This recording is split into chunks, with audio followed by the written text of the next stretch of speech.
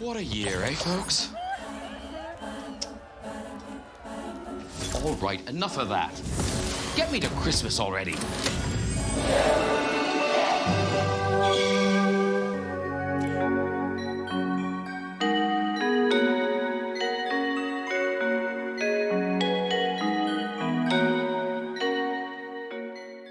Should we just take it as read that it's been an absolutely horrible year for all of us and then never bring it up again? Sadly, I can't even promise to do that, really, because the extraordinary events of the year have inevitably informed a lot of the Christmas presentation, especially since the apocalypse hasn't taken a break for the season. BBC One is still infested with oneness, although to be fair, none of their Christmas idents under this particular campaign have actually resembled the regular idents, which generally involve people standing around looking miserable. This year they've made the highly commercial decision to tie it in with what's becoming an annual tradition, to adapt another Julia Donaldson book into a CGI half-hour special. This year it's Zog and the Flying Doctors. So he gets to be BBC One's mascot for the season, in tandem with Donaldson's signature creation, the Gruffalo and Child. It's all very nice and cute, and in some ways Christmassier than last year's self-consciously light-hearted animated slices of life, which always felt like it was elbowing you in the ribs. BBC Two are going with the usual rotation, as has basically been traditional since the last decade of the Bladed 2, with the only addition being the obligatory humble brag about being voted Channel of the Year. ITV have carried on with the surprisingly successful ITV Creates campaign, which I'm sure seemed like a much better idea at the start of the year when we didn't know what was coming. Inevitably, there have been fewer entries this year, and for Christmas they're simply going back and reusing what they had last time. Quite forgivable in the circumstances, although one suspects they would have done it anyway. Channel 4 have dipped into their regular collection of stings, and as usual have added one new one to tie in with their latest children's book adaptation, which this year happens to be Quentin Blake's The Clown, who I'm sure is whimsically enchanting to anyone who isn't terrified of clowns, which absolutely everybody is. Channel 5 are the surprise ident champions of the year, though, dropping their oblique live-action bollocks in favour of something I thought we'd never see again. A pure abstract fetishisation of a symbol. Nothing representational at all. Just a massive logo front and centre and not going anywhere. Maybe only Channel 5 can really get away with this kind of retro aesthetic because nobody really cares about them. But I hope it starts a trend. You'll notice the clown ident actually makes a point of arranging the Channel 4 blocks properly, and the coloured blocks even made a comeback on a recent trailer, albeit for a show set in the 80s. All in all, these are all good idents, if mostly not new. I'd probably give the crown to Channel 5 narrowly over BBC One, and when I say narrowly I mean by about half a point, for being A, new, which obviously isn't going to save it when it inevitably comes back next year, and B, actually having a symbol, which is currently an advantage all the other terrestrial channels, if that term still means anything, have over BBC One. Even if BBC Two's symbol is more of an abstract idea, it's still something, it's still a pivot. BBC One hasn't had one of those for a long time. They had the globe, they had the fluted one, they had the balloon, and then they had nothing. And then they had the vaguest notion of some circles as a symbol, but that was too weak and didn't really hold up to pressure. Now they have nothing again. Somehow even more nothing than the last nothing. Of what's supposed to be the flagship channel of the national broadcaster, they really need something that says themselves. Some kind of appeal to basic sign process. And I appreciate that I'm basically asking for the moon on a stick here. I spent much of my time in lockdown redesigning the BBC from top to bottom, because that's my idea of fun.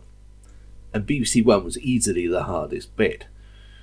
How do you make the figure 1 memorable, iconic, and capable of expressing multiple personalities? Drama, factual, light entertainment. Martin Lambie-Nenn and his team managed it with the fluted 1. That's what I want BBC One to go back to. Something iconic. Equally at home as a barometer or as part of a roller coaster. And without ripping off the one successful example by Lambie-Nenn. I still haven't solved the problem, but then I'm not being paid hundreds of thousands of pounds to do so. BBC broke their record this year for how early they can release the Christmas idents. And just like that, Christmas is here on BBC One. Welcome to Monday, the 30th of November. They're forgiven this year because we all really needed it. But really, 29th of November is just taking the piss. But if they didn't release them early, there's absolutely no way the Christmas presentation, which is as elaborate as it ever was, would get as much exposure as it used to. Because they don't have trailer stings anymore.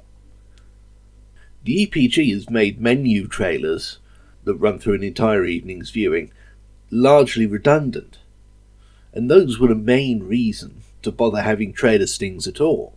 Combine that with increasingly competitive marketing twattery over the years, where some Burke in a suit realises that in the 3 seconds it takes to show a grabber you could be showing more of a specific trailer and doing more specific promotions instead of promoting the entire channel before going off to invent credit squeezing, and the idea of grabbers just disappears.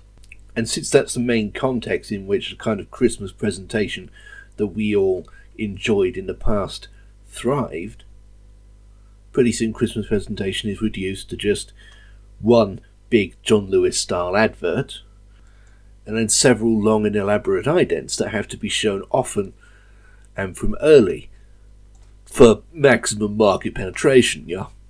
And that's just on BBC One because it's the important one. BBC Two, being secondary, is even in the name, we'll just have to reuse the same ones over and over again until the next time we give the entire brand a refresh. We've been spared the big John Lewis advert this year at least, whether because of the plague and the lockdown I don't know. Personally, I miss the days when there was a context for trailers starting with this sort of thing, which could then be replaced with this sort of thing at Christmas, gradually over the course of December until Christmas Eve itself, when all the decorations go up, including the idents, so that it feels special by then and not humdrum, and we don't have to see the idents constantly from Guy Fawkes Day. The provinces, where they talk backwards, keeping the faith with live action. BBC Alba's got this rather unimpressed looking horse out in the snow, who was actually introduced last year. Hafrech ní gajor it nu chalaf gen skilliche is he Stuart an a lihir. A chan is a gata han ta mauner son na neachgen.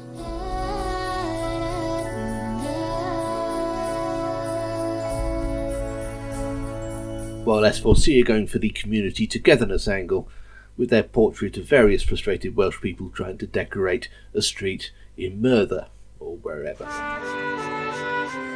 Gwaith a gorffwys nawr ar S4C, felly draw ni i'r lle gorau yn y byd.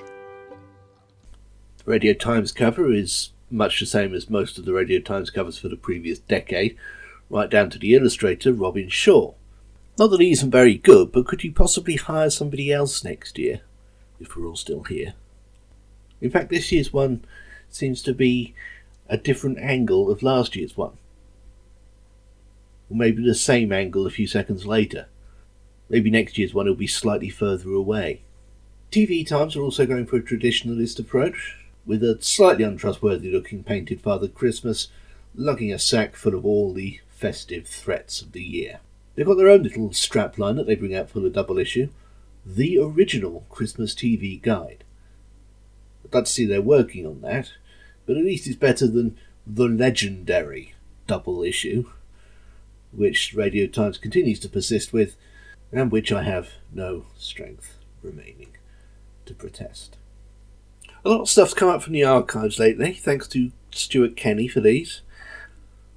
Here's BBC Scotland in 1982, with a simple substitution of the mirror globe for a elaborately wrapped drum type thing. Here they are in 1985, rejecting those mechanical robins in favour of some pointedly Scottish-looking foliage surrounding the cow. A cheap-looking mechanical candle with even cheaper-looking CGI lettering in 1989, which wasn't a patch on the spinning top we had in England. By 1992 they had their own logo for this sort of thing. And here it is as part of an ultra-Scottish montage for what is technically a Hogmanay ident. With Hogmanay Live.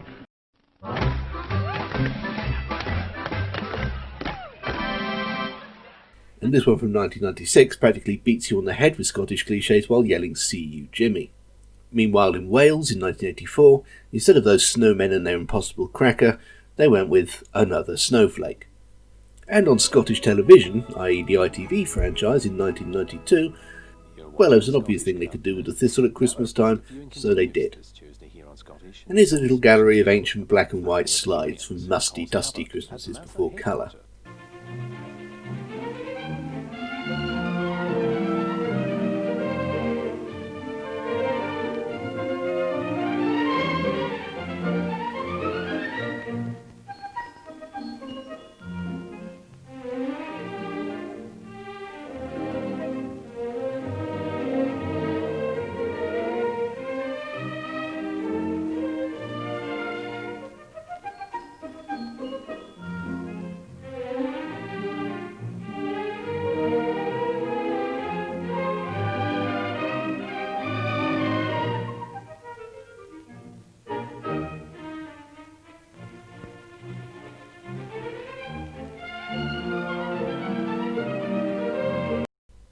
Right, well that's about your lot for this year. Stay safe, stay careful, and have as merry a Christmas as possible under the circumstances, and hope for better ones to come. Not completely out of the question.